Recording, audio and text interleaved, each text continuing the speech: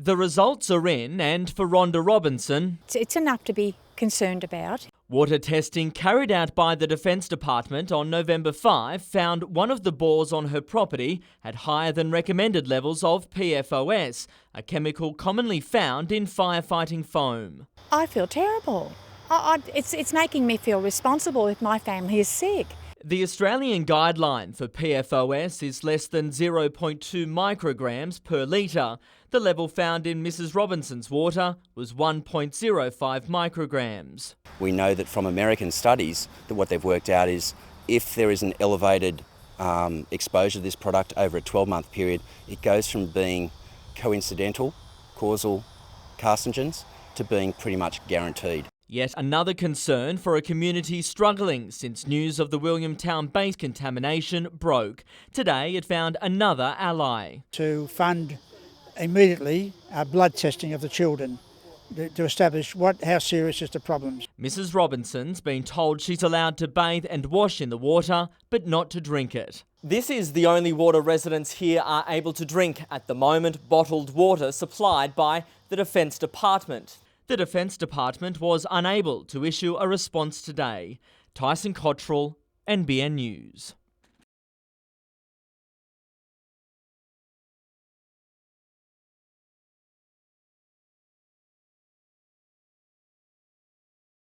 They've approached us and offered assistance to the fishers with some vouchers and some care packages, and not only one-offs, but they're happy to support them all the way to Christmas.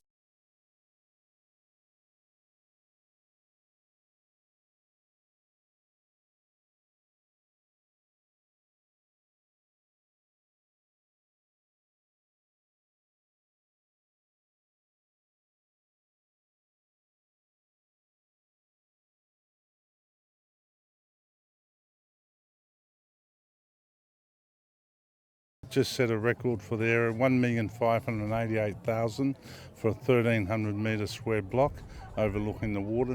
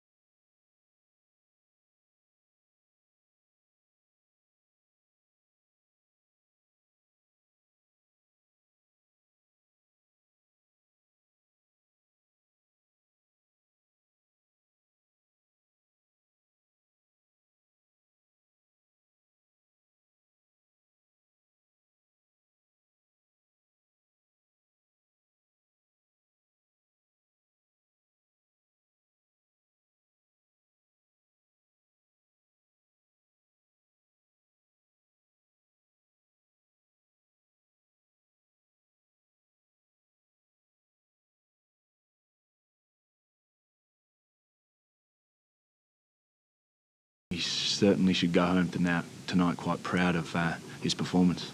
In and out of possession, he showed great maturity.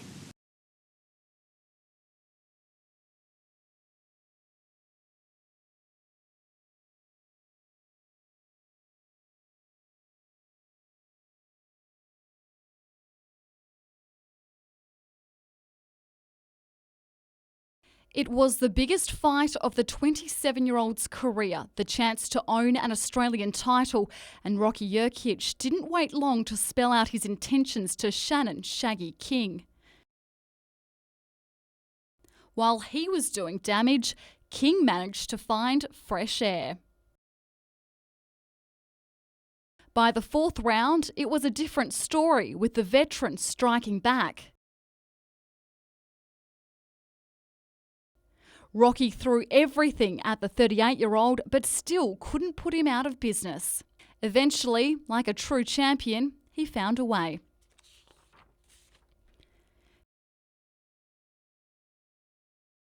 King wasn't done yet, back on his feet, but not for long.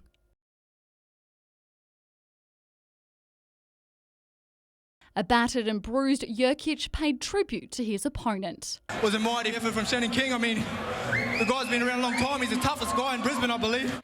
Meredith Gibbs, NBN News.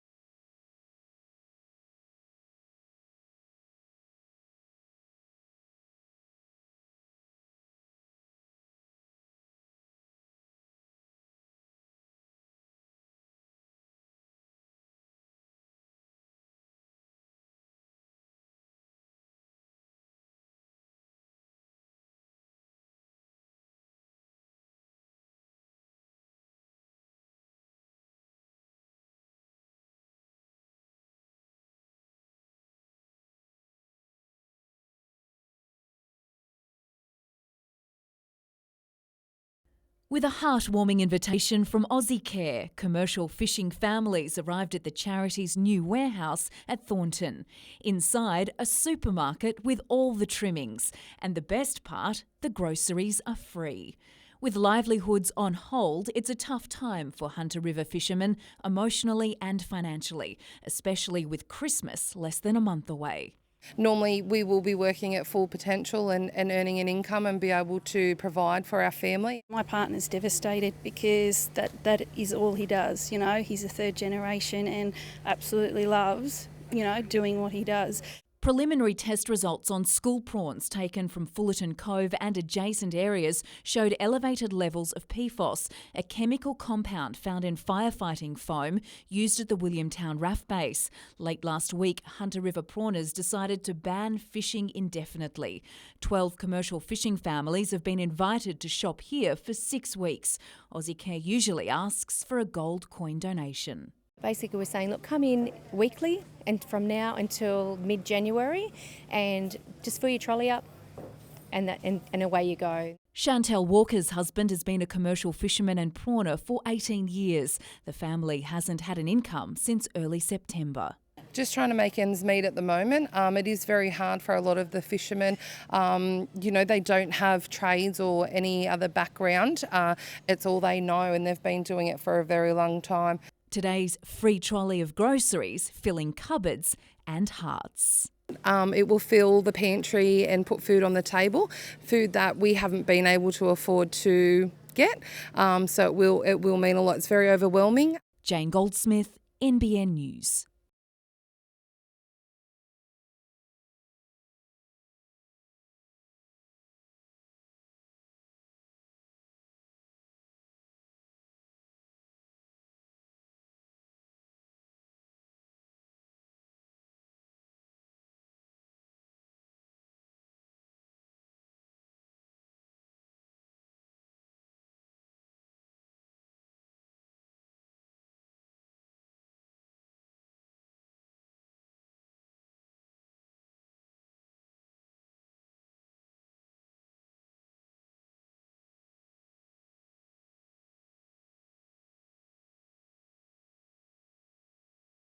Arriving back in Newcastle after yet another trip to Sydney, Save Our Rail's president, having taken the group's case to the appeals court. It follows a long fight which came to a grinding halt on November 10 when the court ordered Save Our Rail to pay the state's legal costs. We have never been given a figure.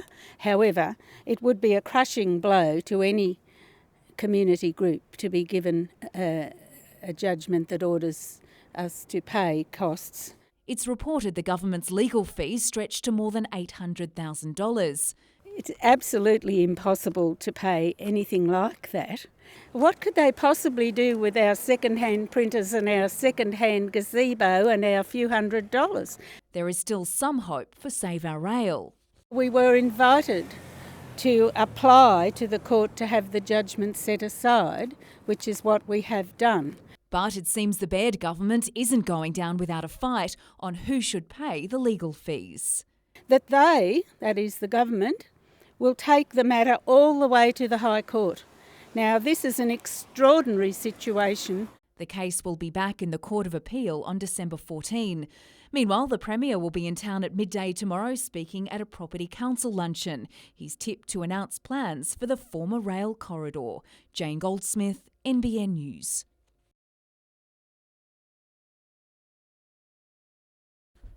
Like many men, Bill's at his happiest in his shed. The difference is Bill's is a window to the world.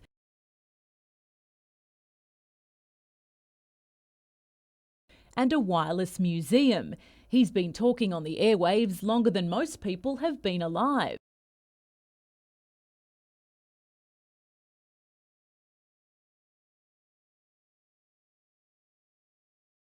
And this birthday boy has managed to keep pace with technology as he chats away. Impressively racking up 359,607 wireless conversations around the world and counting.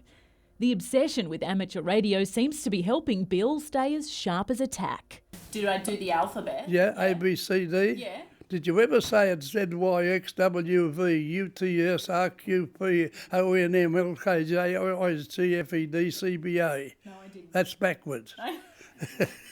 Then there's Betty, his wife of 66 years, who ensures the pair eats their veggies every day. I take credit for that. The other secret? I used to have a cup of boiling water 6 times a day. It's got to be boiling so that you can just sip it. A love of life and each other. You don't let things get you down. No, do we? Oh, well, nothing to worry about at all. Happy 103rd birthday, Bill. Kate Haberfield, NBN News.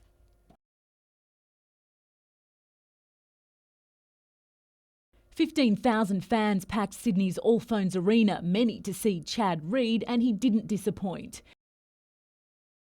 Australia's greatest supercross rider put on a racing clinic with an impressive start-to-finish victory in the 20-lap SX1 final, a finish he craved after an injury-plagued year. Any win's good at this point. Any win's good for my confidence, and the things that I need to feel and the things I need to do on a motorcycle are starting to come back. The inaugural event, headlined by Reed and American superstar James Stewart, proved so popular, organisers added a second day of racing. A smaller track than usual kept riders closer together and fans on the edge of their seats. The racing was phenomenal. You couldn't script that any better. On day 2, Reed couldn't repeat his opening success. He and AMA Supercross star Cooper Webb duelled for the lead, with Webb edging out the Aussie in the dying stages. I came in hot those last 2 corners, and I knew what I needed to do, so I was able to hold it off, and yeah, it was awesome to be able to win an awesome event like this. I don't feel that I could make the pass without making some pretty good contact there, so just kind of chose the rider out for second. A weekend, Reed says, was right up there in terms of world supercross. Daytonas, Atlantas, A1, you know, like there's some really, really special events out there, and I put this, you know, up there on the top 3, I think. Kate Haberfield, NBN News.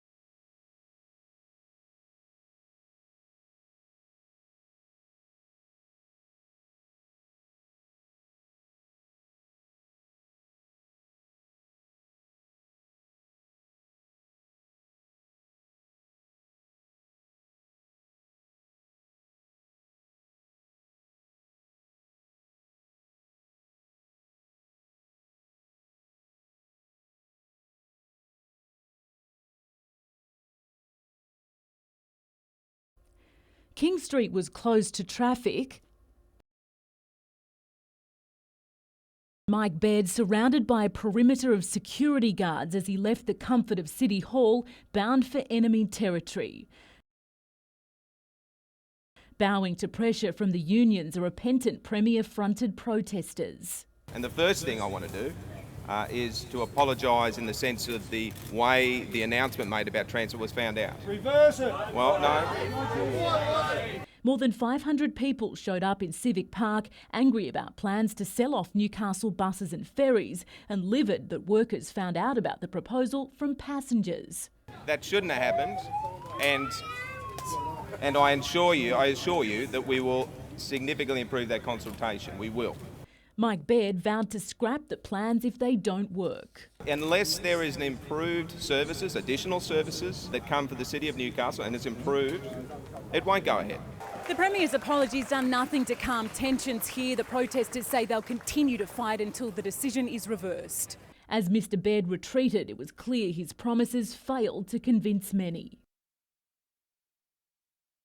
Emotions running high, with unions saying 360 workers face an uncertain Christmas. We don't believe a private consortium will offer as many full-time jobs as state transit currently do. We want the option for the public transport to be able to tender against privatisation and be able to see on their best day's work whether we can compete. There was some cause for optimism though, with a promise to hold some consultation before the end of the year. We're going to look forward to that with the Minister, with workers and the community sitting down having a discussion about it. If that's not the case, well, it won't be long before we're back here doing the same thing again. Kate Haberfield, NBN News.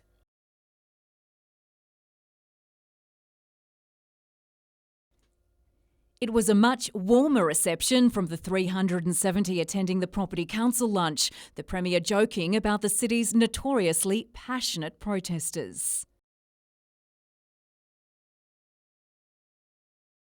Mike Baird told the sellout crowd he wants Newcastle to be the best regional city in the Asia Pacific and is committed to completing the light rail project as quickly as possible. The only catch, it's still 3 years away. By the end of 2018, light rail will be in the City of Newcastle, and I look forward to being on that first light rail carriage with as many people as possible, and that'll be one heck of a day. As for the future land use of the rail corridor, despite 11,000 people participating in the consultation period, neither the Premier nor Urban Growth could today reveal the preferred option. We'd hope to have something agreed with Council by March, but again, we just need to work through that process.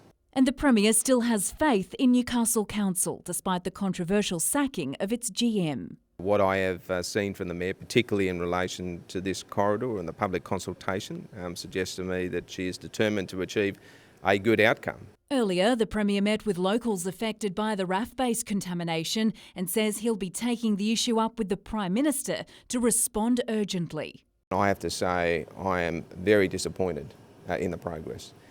It's not good enough. And what I heard bureaucracy, I heard excuses in terms of what the residents and businesses have been given, and that's not good enough. Jane Goldsmith, NBN News.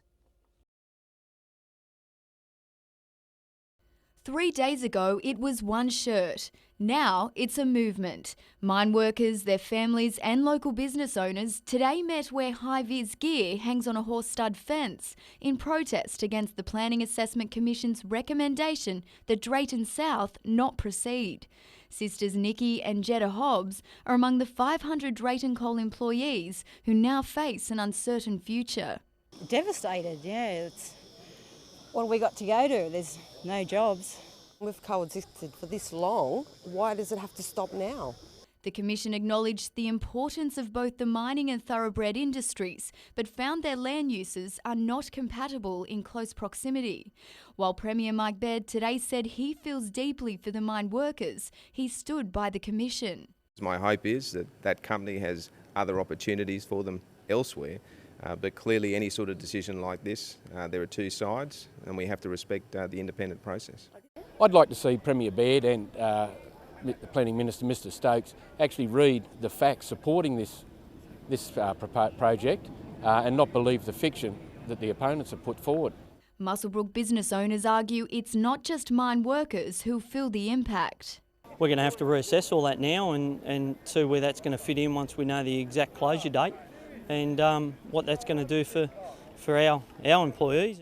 The local takeaway shops, the hairdressers, beauticians, it's going to have an adverse effect on all of those businesses. The Hunter Thoroughbred Breeders Association says it has great sympathy for the mining community, but is also grateful that the PAC's move potentially protects thousands of jobs and equine and agricultural businesses in the region. Renee Feder, NBN News.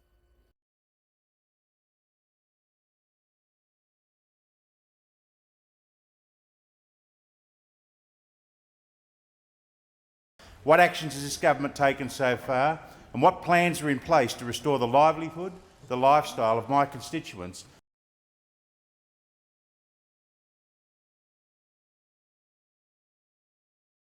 Through worldwide and Australian research, it transpires that there are few effective or viable large-scale remediation techniques other than incineration of contaminated soil have been identified. So incineration is an option.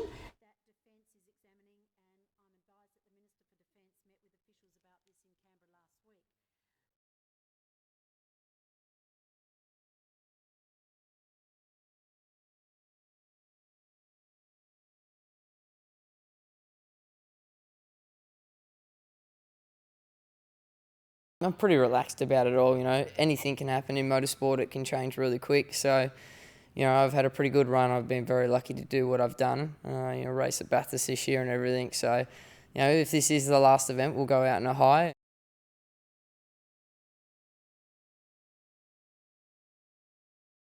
I'd love to sit here and tell you that I have a main series drive locked away, but it's not the truth. It takes a lot of commercial backing and things to fall your way. So I'd just like to lock in an enduro drive with the main series team and then go from there.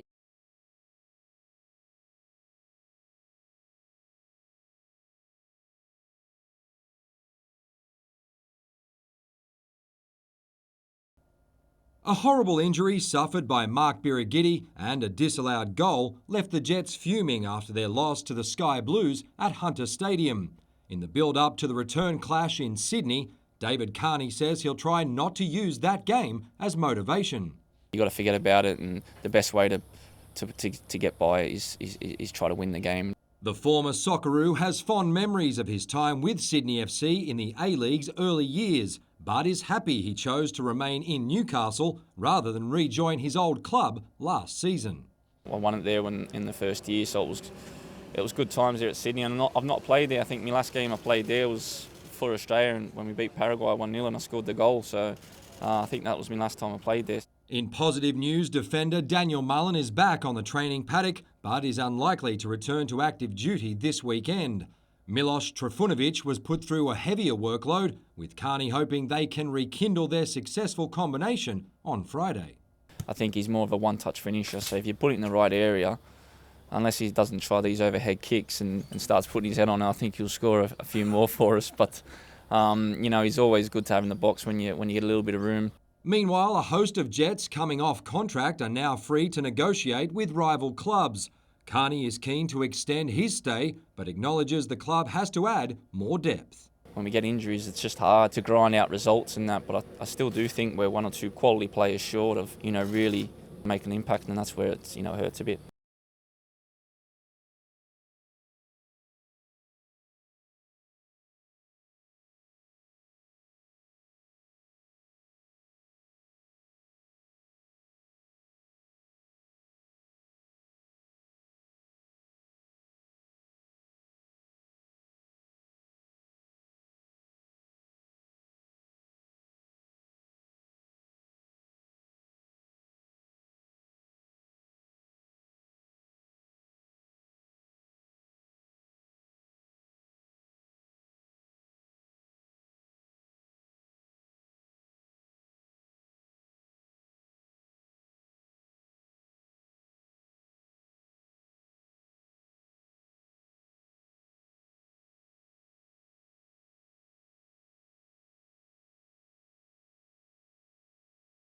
I really thank our local community for bearing with us, and we're back on air now and full steam ahead.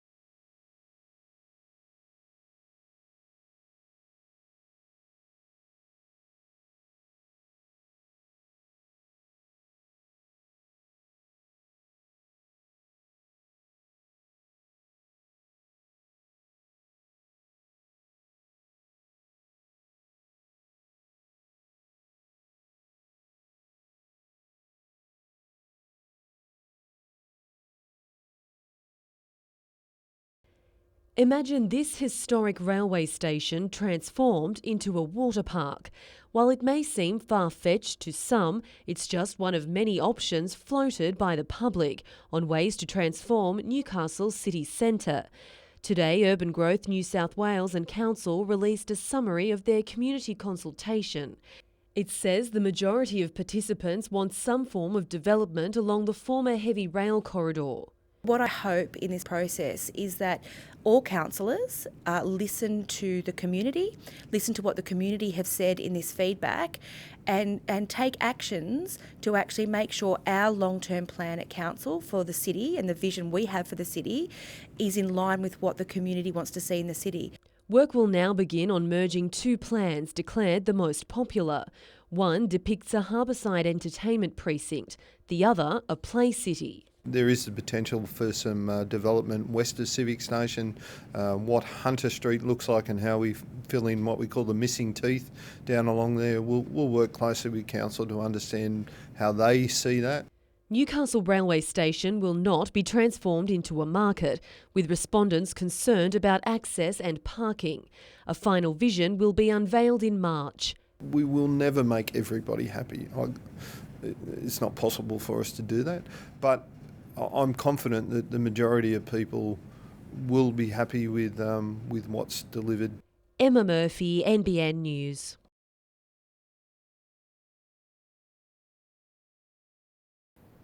The 26-year-old appeared via video link today, but just like in past hearings, she was supported by many members of the Sudanese community, with more than a dozen attending the brief mention in Newcastle Court. They heard her solicitor successfully argue for more time in the case, explaining the results of DNA testing from the crime scene were still needed and aren't expected back until mid-January. This was all relayed to the accused via a translator sitting with her in Silverwater Women's Prison. That's where she's been since being charged with the murder of her 6-week-old child back in July this year. Following the adjournment, little was said outside court. Can you tell us how your client's going? We don't have any comment to make. The case is due back in Newcastle Court on the 27th of January.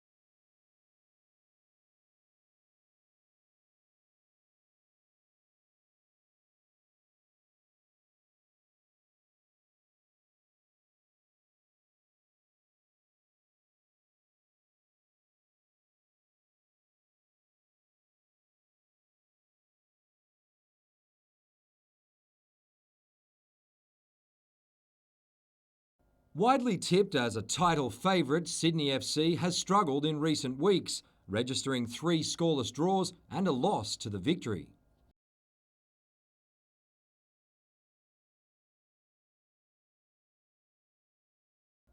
In round 2, the Jets lost a controversial clash with the Sky Blues, one where Shane Smeltz put Mark Birighitti in hospital. Coach Scott Miller believes the pressure will be on FC this Friday and that his side won't go looking for revenge for their keeper. Not only has Mark moved on from it, his performances have improved since then as well, and he's become more commanding in his area and become more of a leader as well. So he's enjoying his football. It won't play any factor in terms of our motivation. It can't, because it's an off-field incident that grew more legs than it should have. But does Miller believe Smeltz will change his tactics? No, I don't expect him to. He's a winner and he wants to score goals, and we just all hope that an incident, not only doesn't occur on Friday night, but again in football. As for the current injury list, Miller has confirmed Milos Trifunovic is on track to return to the starting 11. Daniel Mullen is still a few weeks away, while Nigel Bogart is due back against Melbourne City next round. The centre of defence will again be filled by Lachlan Jackson and Ben Kantarovski, with the latter to start his 100th A-League game. Leonardo missed today's session, but is expected to face the Sky Blues. He's one we're just going to have to manage week to week, and it's going to really be in essence that he'll spend a lot of time inside doing a lot of individual rehab up until later stages of the week, and he'll participate in the session tomorrow with an aim to obviously start the game.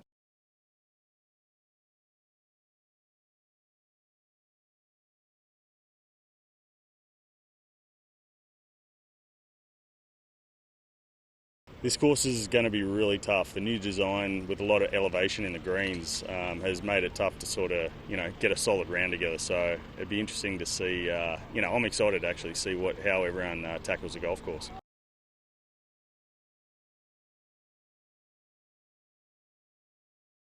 Next year I'm kind of a freelance golfer. I lost my web.com card this year, so I don't know, I'm just going to try and get a couple starts around the world and go back to America, do some PGA Tour qualifiers, and yeah, just whatever unfolds. Obviously a good Aussie summer would really help next year.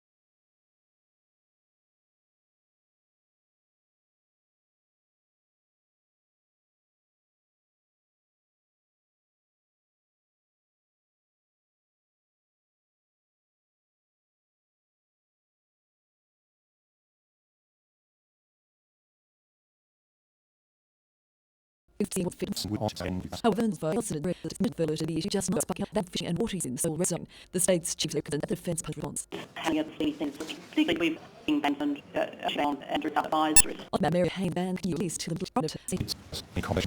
Gravity also could be information as confidence. We have from stability to when that's possible and people. Meanwhile, Senate now is keeping in the authority acquired this month.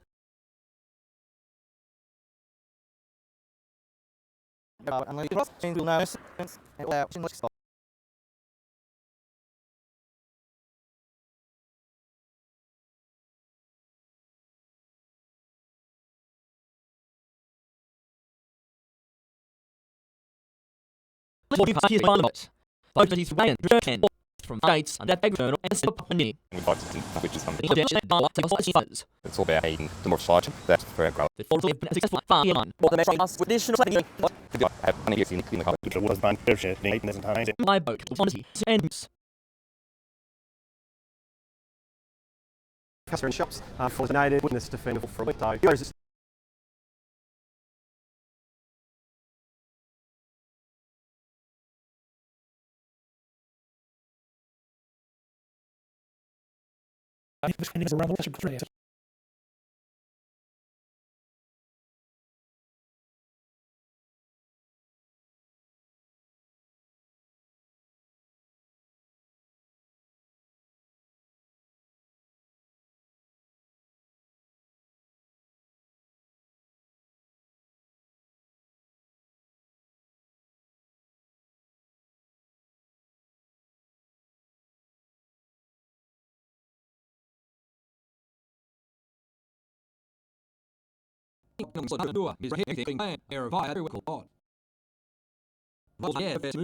Medina bills that made him world champion and had priority, but couldn't land key. Medina rest. Canada's appearance is 11 and 8 years. Have you seen it do that aim butterfly instantly and a good sort of nervous feeling representing Castle? Just like he did game, Kaki play in the against Stars colours. So they like me my footy shot and they start playing. The night will shut down Sidmo's Hodness and Mel Alex Brock. They've got weapons that they got this like I said before, and we can shut them down. We collect them.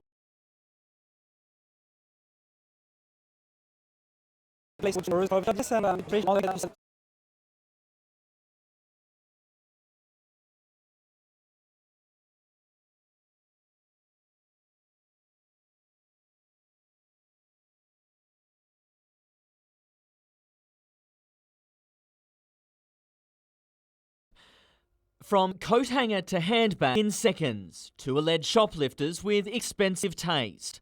6 items, and that's roughly around $3,000 to $3,500 in value. The target, high-end fashion label Camilla, stolen from this boutique fashion house at the Junction. It's an invasion of your own space, and it's an appalling thing to do. Police want to speak to these women who visited the store on Wednesday afternoon.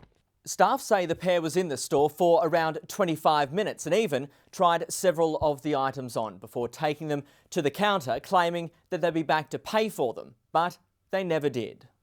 Very quickly we sort of looked at the rack and realised that there were empty coat hangers. It's a feeling experienced only an hour and a half later by staff of this Colburn store, also visited by two women. They just ran and then we found all these coat hangers shoved into cushion covers. The damage bill there? Between $3,000 and $4,000, so it's quite a bit to lose. Those involved say it's about far more than just the money.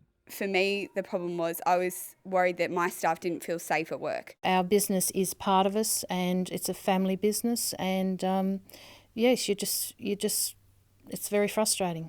Police are investigating but would like anyone who can help to come forward. Tyson Cottrell, NBN News. Tears and tributes, unprecedented scenes in Branxton for Paul Sando Sanderson.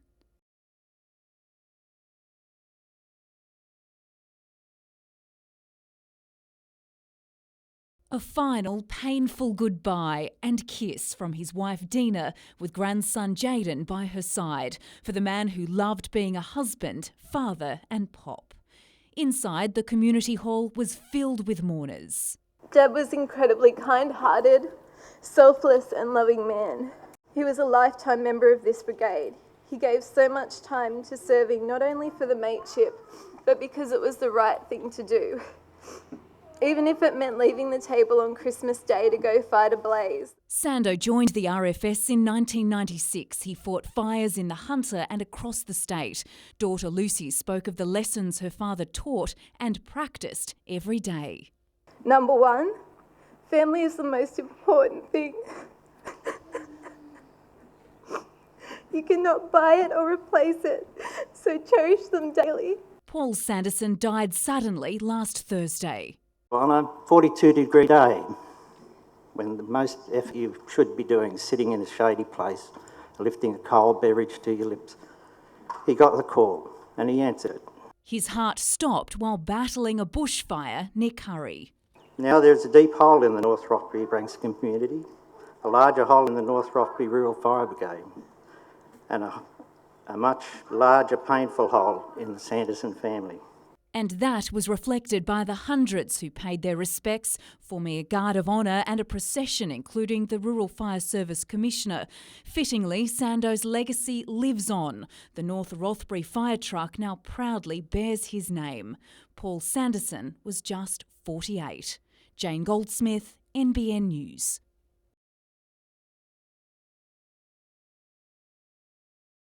A Newcastle show public holiday. It's been a possibility for years, but not in 2016. While there is strong support for the show itself, there wasn't sufficient support to warrant a public holiday. The Show Association citing a recent community survey claiming of the 170,000 Newcastle workers, only 10,000 would be expected through the turnstiles.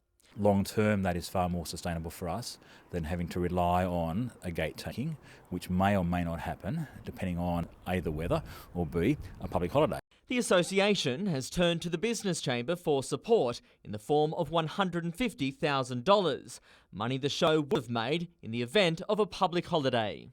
I'm hoping that the business community or business owners and managers will be flexible about that, even though there won't be a public holiday, that they'll still allow their staff to come on the Friday if they so choose. The Chamber is so far supportive. Council will discuss the association's decision next week. Tyson Cottrell, NBN News.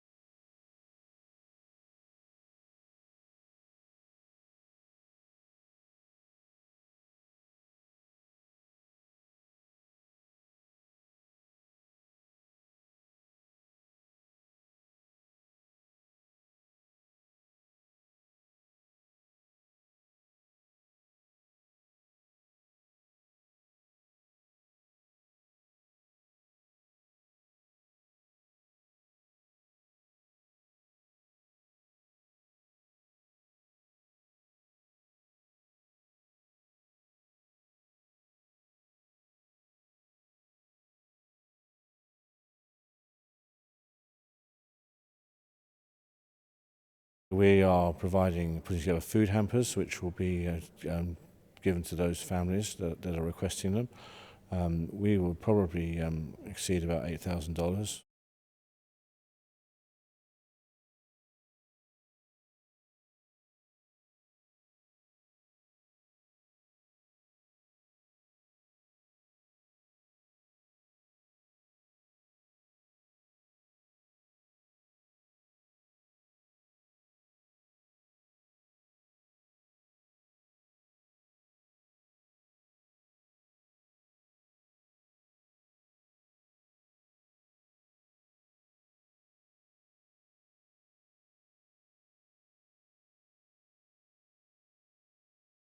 We've been waiting for this for a while, and we always knew there was going to be another Novocastrian surfer on tour, especially someone from Merewether, with the club being so strong. And yeah, to finally have that, I think the club's very, very excited. There's a lot of celebrating to be done.